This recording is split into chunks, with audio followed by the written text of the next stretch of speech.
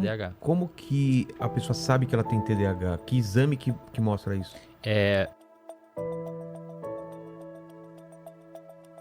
Posso fazer uma consulta breve contigo? Pode. Então é o seguinte, no meu caso, por exemplo, eu sou muito focado, sempre fui. O pessoal veio aqui na conversa, eu tô totalmente dentro da conversa.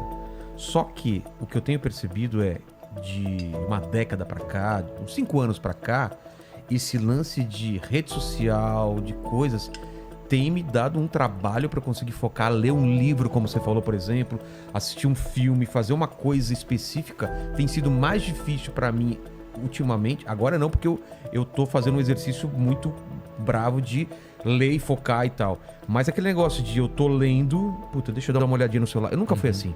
Se eu tô lendo, eu tô lendo. Se eu tô assistindo um filme, eu tô assistindo um filme. Se eu tô com meu filho e eu tava percebendo essa queda de atenção, de toda hora precisar de um outro estímulo. Eu tenho tentado bloquear isso e voltei a ler, voltei a fazer coisa. Isso é o quê? Entendi. Eu vou responder, saca só. O TDAH, ele envolve... Primeiro, ele pode ser um TDAH mais desatento, pode ser só TDA, transtorno de déficit de atenção, sem o componente hiperativo, ou pode ser os dois juntos, ou pode ser só hiperativo, sem tanta desatenção. Normalmente a gente vê o misto. O cara é desatento e super... Que você comentou do Gaveta, parece que né? Super ativão e tal. Total. Então esse é um ponto. A falta de atenção ou a incapacidade de focar em algo por muito tempo é um dos sintomas do TDAH. O TDAH tem muito mais sintoma. Insisto, só um clínico consegue fazer o diagnóstico de TDAH. Não se autodiagnostique agora baseado no que eu vou falar. Quando você abre o DSM, tem vários itens lá que você tem que dar check para diagnosticar com TDAH. O primeiro item, ele se abre em outros 8, 9, vários subitens, que envolve perder coisas com frequência, a pessoa chamar e você não ver, procrastinação, o paciente com TDAH procrastina muito, porque não tem essa dopamina para fazer as coisas, então procrastina demais, desatenção, etc, etc. Isso são alguns itens que você tem que preencher. Só que tem outros itens, cara, que são extremamente importantes. Pensa assim, se a gente pegar 100 pessoas e perguntar pra elas aqui, quem que perde as coisas com frequência? Cara, 100% vão falar. Total. Quem aqui é meio desatento? 100%. Quem aqui às vezes a pessoa chama e não responde? 100%. Só que aí tem os outros itens. Quem aqui esses problemas começou antes dos 12 anos de idade? É obrigatório.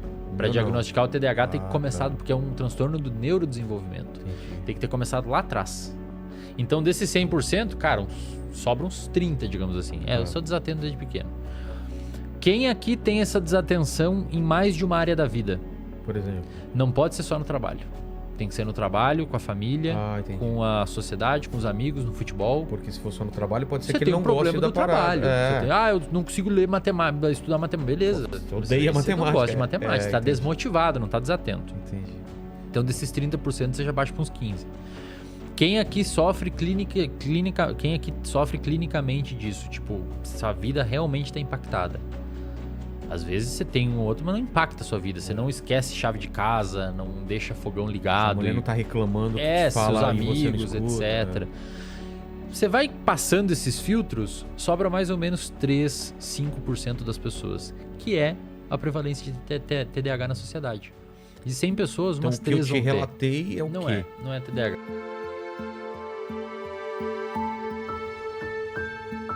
Vamos imaginar essa garrafinha de água aqui, tá? O indivíduo que não tem TDAH, ele tem essa garrafinha de água cheia, esse tanque de combustível de energia interna, de dopamina e de noradrenalina lotado. O cara que tem TDAH é pela metade. Ele tem menos. Menos. Então o que acontece?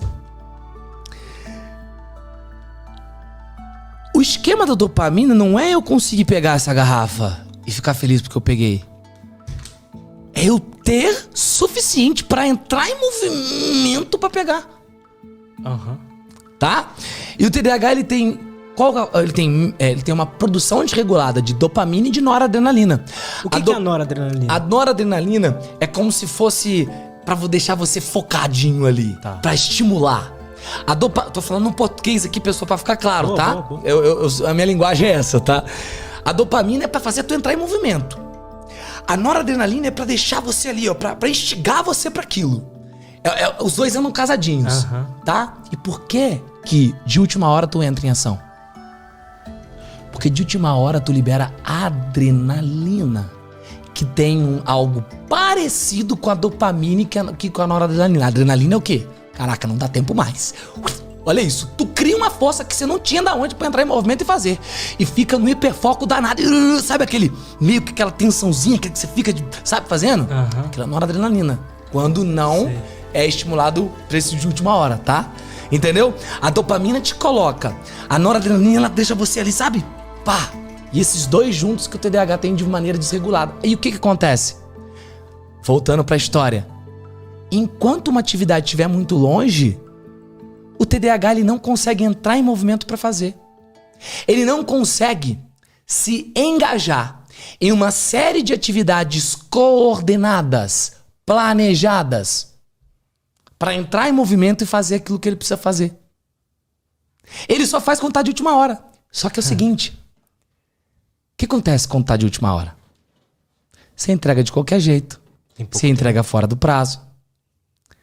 E aí ninguém entende isso como uma falha neurobiológica que é. Todo mundo olha pro cara e fala, vagabundo, porra, teve 2 anos pra fazer e não fez. Eu passei minha vida inteira achando que simplesmente eu era burro, que eu não conseguia decorar as coisas, que me achava preguiçoso, não conseguia fazer as tarefas diárias do dia a dia. Sempre fui extremamente disperso, especialmente se tiver uma televisão ligada no recinto. Muito impulsivo, fazendo várias coisas sem nem pensar. Burro! E não é burrice. A gente diria que é uma forma diferente do cérebro funcionar. Eu e muitos psiquiatras, assim, com as suas desvantagens e vantagens.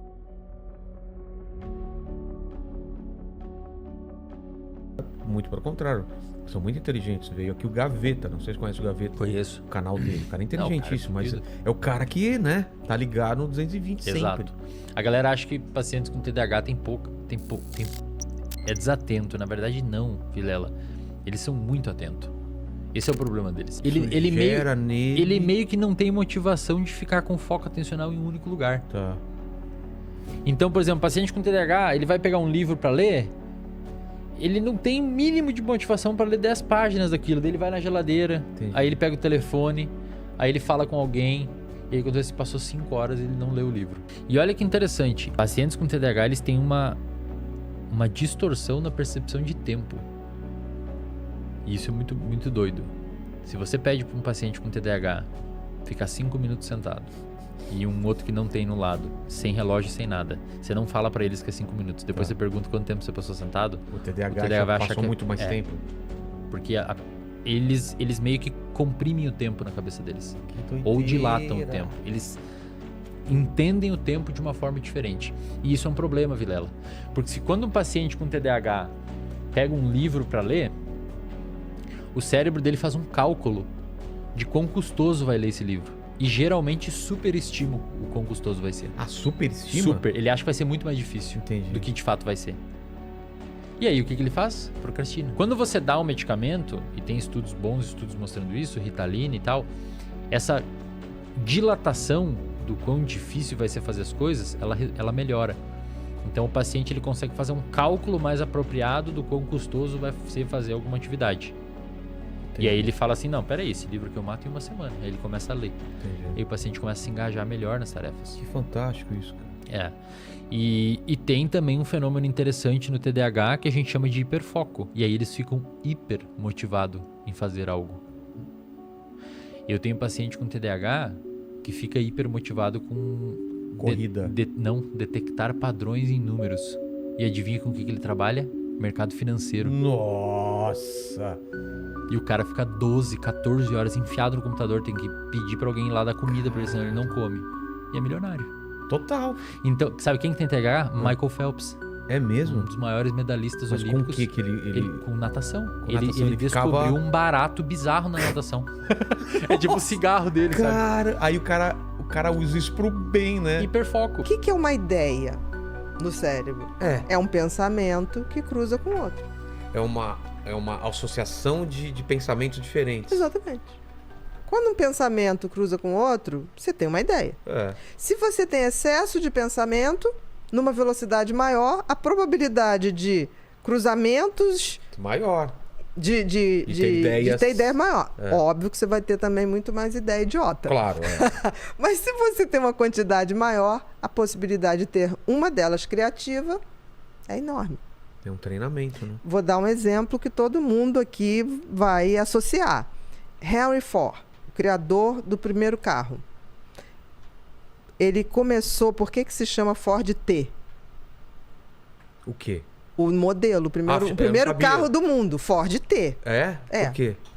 Porque ele começou a experiência no A. No? A. Ford A, B, C, D. É? Ele foi testando. E aí chegou uma hora, lá pelo D, ele já não tinha dinheiro. Aí ele foi num banqueiro. O T é porque já... Foi o T. Só funcionou no modelo T. E aí chegou uma hora que ele não tinha dinheiro. Aí ele hipotecou a casa. Chegou, a hipoteca foi até o M. Aí ele foi num banco, chegou para um banqueiro: olha, eu estou te fazendo uma proposta que eu estou inventando o automóvel.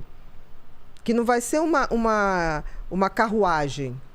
É uma máquina que vai se mover.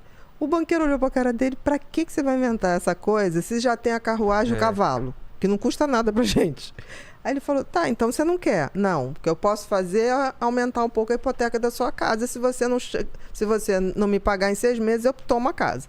Ele chegou em casa e falou pra mulher. A mulher falou: se tomar a casa, vai perder a casa e a mulher.